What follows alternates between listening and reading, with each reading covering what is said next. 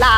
呢套客餐廳組合櫃先係我哋嘅銷冠嚟㗎，淨係1個月咧，我就買咗58套同款啦。咁呢套組合究竟點解會咁受歡迎？今日帶你一睇究竟啦。Hello 老細，我係 Louis。呢個咧係一套電視機櫃同埋組合櫃嘅一體式組合，主要咧係由3個櫃構成嘅，具有非常之強大嘅儲物、置物、展示功能。首先咧，一個大大嘅中腰可以放架，隨手擺杯水啦、手機啦、雜誌啦，方便又實用。咁我哋喺呢度嘅角落位咧，仲有一個電掣位嘅，手機充電啦，擺翻個加濕器或者係招財貓都冇問題㗎，非常之輕鬆方便。嗱，呢度啦，一橫一豎2個玻璃櫃，分別展示咗唔同物品啦。譬如咧，呢度咧係啱擺翻啲特色杯啦、餐具啦，同埋呢一邊係啱展示翻你嘅相框、模型等等物品嘅。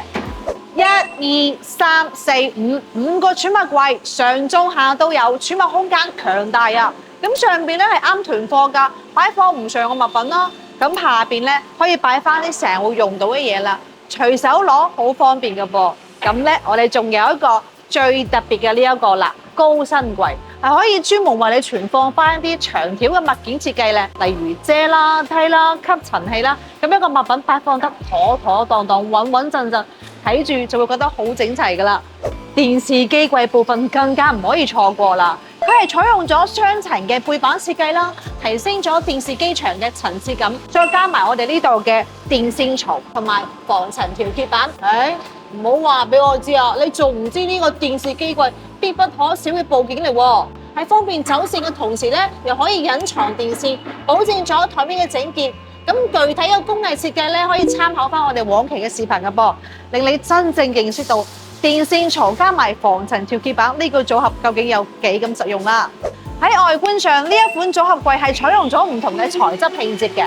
PET 面板、石紋、木紋、金屬框、玻璃、木條紙同埋 LED 燈帶，係提升咗整體嘅設計感啦同埋層次感嘅。